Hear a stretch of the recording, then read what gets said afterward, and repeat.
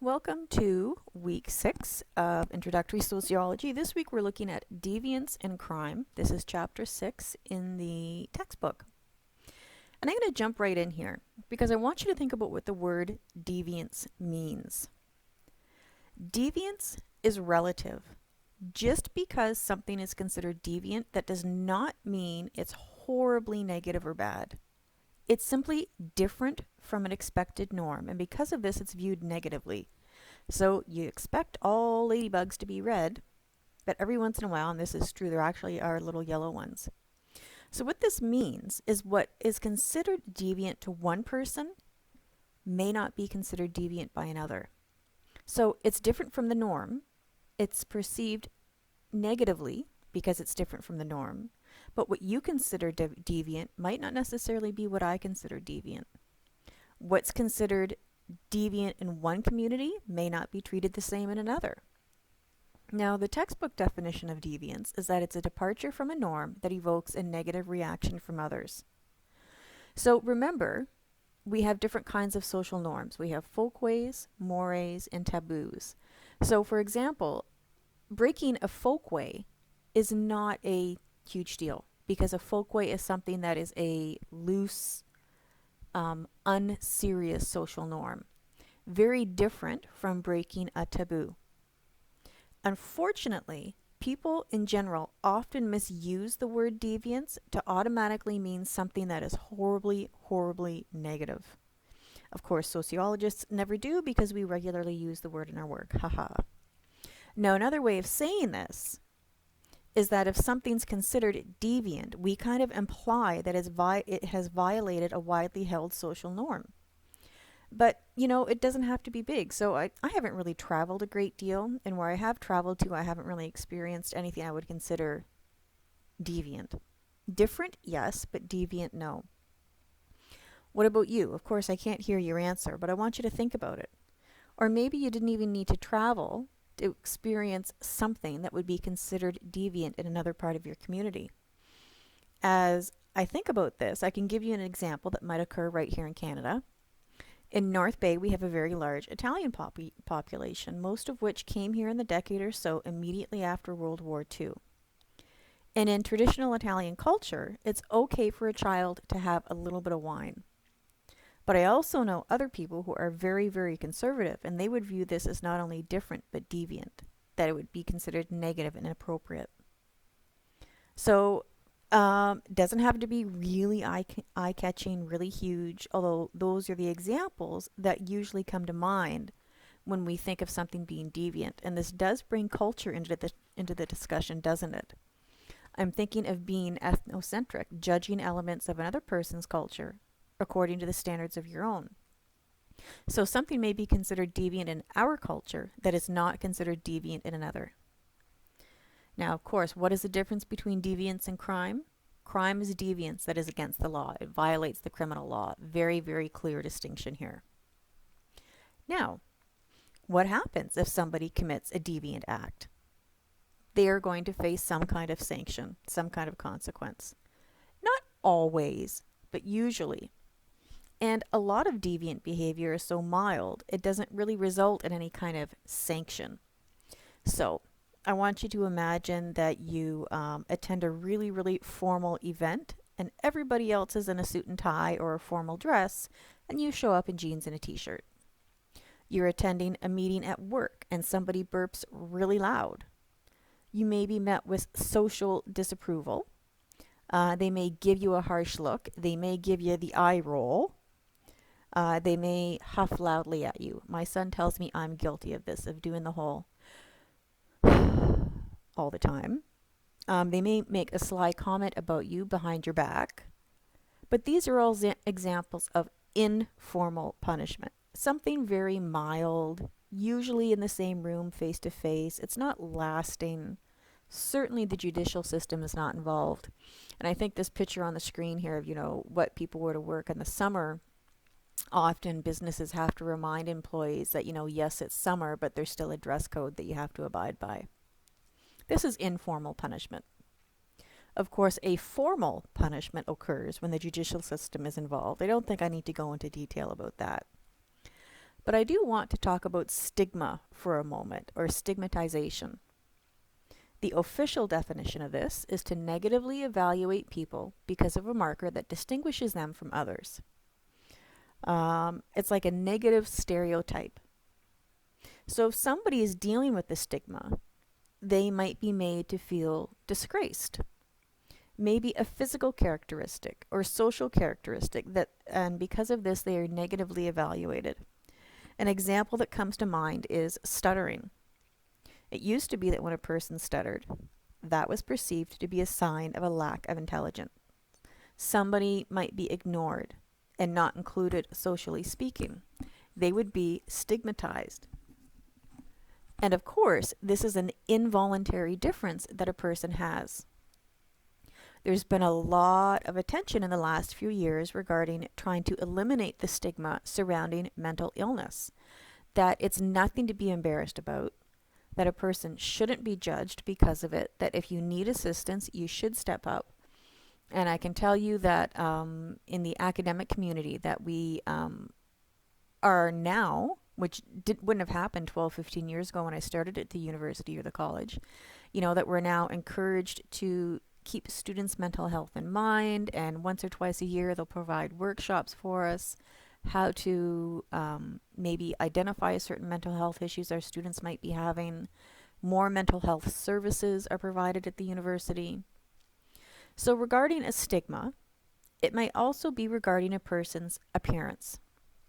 So maybe it may be something like a man being very, very short, or a woman being very, very tall. A stigma may also arise, however, I want to point this out, because of something a person has done on purpose to alter their appearance. So I'm thinking, for example, of somebody with a face tattoo or tattoos going up the neck or a lot of visible piercings, and then they're stigmatized because of that and they have difficulty finding work. Whatever the level of stigma is, it is still a sanction imposed on another person. And linking this back to the sense of self that I discussed in a previous week, what is and is not stigmatized can sometimes encourage somebody to have plastic surgery to alter their sense of self and increase their acceptance so they feel like they're no longer marginalized, that they no longer have this stigma. The TLC network on TV has made a big business out of this. But others completely resist the idea of being stigmatized, such as a Canadian named Winnie Harlow, who was diagnosed with, I might pronounce this improperly, vitiligo, a skin pigmentation disease. So unfortunately, when she was younger, she was bullied horribly because of this, to the point that she actually dropped out of school.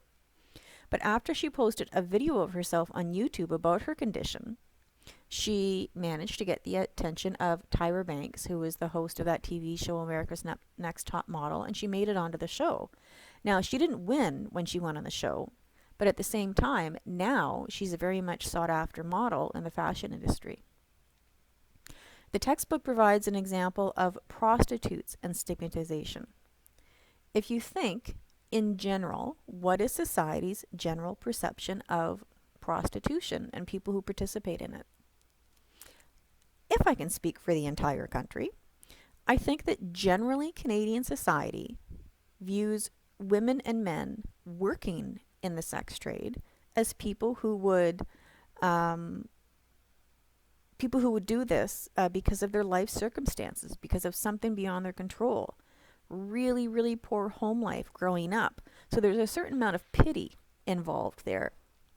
Prostitutes are stigmatized. They are negatively evaluated. They're not fully accepted in society. I also want to point out something that the text does not, and that is that something may be stigmatized, and then that stigmatization either completely disappears or at least decreases significantly as social norms in society change. So, homosexuality used to carry enormous stigma to the point of a person actively denying their sexuality or going to enormous lengths to hide it. But this has changed. Now, is all of Canadian society completely accepting? I'm not naive enough to say that. But there has been tremendous improvement so that not being heterosexual is no longer perceived by most of society with anything resembling the kind of stigma it used to be treated with. Even something as simple as the fact that it used to be the norm that women would not wear pants. I'm currently watching Downton Abbey on Netflix. That's why this makes me think of it. And if a woman was wearing pants, she would be negatively stigmatized as not being feminine and not being appropriate, and that has changed. So what the things that stigma is attached to can change as societal norms change. That's what I'm trying to say. What all of this means is that the severity of social response will vary from mild to severe. And this will depend on how much harm, if any, the stigmatized difference seems to cause. Is the amount of harm significant? Is the amount of harm even noticeable? I really like that the text makes it a point to distinguish between harm and perceived harm. The treatment of people who were not heterosexual, historically speaking, is a great example of this, in my opinion. It used to be widely perceived that homosexuality was detrimental to society as a whole. That if society accepted it, it would flourish, it would erode the moral fabric of society, it would destroy the structure of families and everything else. So this was not an actual harm, this was a perceived harm. And again, let's not kid ourselves. Some people do still feel this way. But those who do tend to be much older, and or they tend to be very conservatively religious. So our society as a whole has changed. And this not only demonstrates the difference between perceived and real harm, it also demonstrates that what is perceived as deviant will vary in terms of public agreement, public acceptance. So as the title of this section in your textbook states, there is a social definition of deviance. And as I said, social norms will change. So let's continue. Now we're going to look at measuring crime. And as I get into this subject, I want to point out that in the second week of the course, I spoke to you about research methods. Not to just believe everything you see or read when it says research shows that or research indicates, because it's very easy to manipulate statistics or to just straight out lie with them. Having said that, come on, trying to get to the next slide. Having said that, crime statistics do tend to be pretty accurate. Our main source of these are police departments, since they are the main people who deal with crime. It's so obvious, it seems silly even to say that. And one of the really positive things about crime statistics is that in Canada, they have been collected on a large scale in a very systematic manner since 1962. Why do I think this is a positive thing? Because it provides us a lot of solid, longitudinal data, which means it provides us a big picture over a long period of time. So you can see how society has changed. You can see how certain crimes have increased or decreased. You can look at rates of incarceration. We're going to look at self-report surveys in a minute and a whole bunch of questions. So you can measure these things over a long period of time. However, there are still some problems here. Not in terms of how the research is conducted, but in terms of what exists to be researched. Not all crime is reported to the police. In fact, it is widely estimated and agreed that actually only a fraction of crimes that are committed end up reported. I'm not talking about serious crimes like violent assaults or murders or arson or, home invasions. Underreporting doesn't generally refer to large-scale crimes. It refers to smaller-scale crimes. Minor assault, petty crime, threats, minor thefts, maybe small incidences of vandalism. So specifically, victimless crimes are especially underreported. These are violations of the law in which either no victim has stepped forward or been identified. So for example, when somebody participates in gambling, that's illegal. When somebody is using illegal drugs. I want to point out though that this also includes sexual assault. And as I say this, you're going to think, how can you identify sexual assault as a victimless crime? I totally agree with you. And that's why you have to look at the definition of what a victimless crime is. No victim has stepped forward and thus been identified. And sexual assault is really underreported. So look at this graphic on the slide here. And there's really no argument anywhere how greatly sexual assaults are underreported. So you might not think to consider this in a category labeled victimless crime, because quite clearly, if somebody is sexually assaulted, they are indeed a victim. So you've got to remember what the definition of a victimless crime is. And the fact is, many victims of sexual assault do not come forward for fear of not being believed, of being humiliated by the judiciary process, of being stigmatized. We just talked about this, for being sexually assaulted, or because they know the perpetrator. The underreporting of sexual assault is an entire separate topic because of all the issues that are involved, everything that is involved in that issue. Now, another big problem with crime statistics, again, not regarding how the research is conducted, but regarding what there is to study. And this is going to sound like a general comment, but I mean, it's true. Somewhere, someone within the authorities decide which crimes to focus on and which ones not to.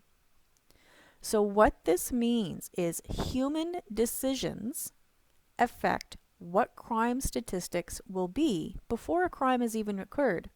So for example, let's say in Toronto they decide to come down really hard on prostitution and potential Johns, then crime statistics will reflect a higher rate of crime regarding this issue because more effort was put into focusing on this by the police department.